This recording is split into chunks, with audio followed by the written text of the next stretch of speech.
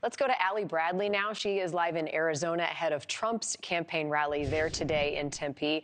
Allie, what's planned for today and what do we expect from the Trump campaign in this final stretch? Yeah, hey, Marni, Arizona, a major stop for the former president 5 times in the last year, and this is actually a second trip to this area in just the last 2 weeks. He was in Prescott Valley today. We're on the campus of Arizona State University. And in Arizona, one of his narrowest losses 4 years ago, he did win the state in 2016. So he is hammering this swing state this time around. He's going to be talking heavily about the economy. He's going to be taking the stage in a few hours here. Small group already showing up 6 hours ahead of the anticipated time he's going to be taking the stage. So what we expect here is for him to point out what he calls failures under the Biden-Harris administration. This has really been one of his major talking points here, saying that the American dream is no longer attainable and that if Harris was going to fix things, it would have already been fixed. That's what we regularly hear the former president say. Now, his plan does aim to reduce taxes broadly, targeting corporations, household income, overtime pay, and tips.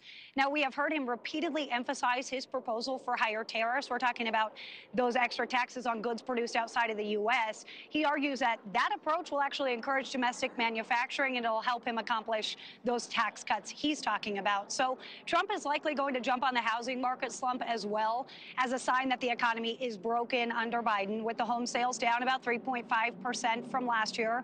This, according to a new report from the Wall Street Journal.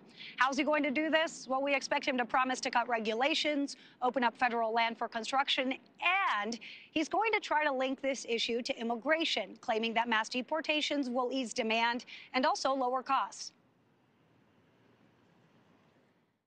The economy is very important. I actually think that the biggest thing is the border, because the border is destroying our country. It's really destroying.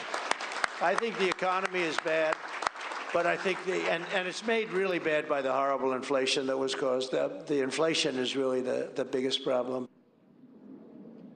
So that race really close here in Arizona. As I mentioned, the Hill right now showing that former President Trump has a 1.8% lead based on 19 polls. Obviously, we are in a border state here, Marni, something that is a concern for voters here on top of the economy as well. Yeah. And Allie, you talked to a young voter in Arizona. What did they tell you about what's top of mind priority for them? Yeah, so this young man named Brent just walked up to us, had the timeline of his voting day, what he's going to be doing on November 5th. And so we started talking with him, and he lives with 5 different roommates. He said that he hopes to buy a home someday. So the economy is something that is a concern to him. But he also told me a major concern is the border and the people that are being smuggled across the border. Now, when we talked with former President Donald Trump about this in an exclusive interview, he told us that he's going to be leaning very heavily on local law enforcement in order to tamp down on illegal crossings and also carry out mass deportations. And here's the issue. Local law enforcement down here say they're going to need a little help in order to do that because they're already stretched thin. Things have not calmed down for the sheriffs down here in Arizona.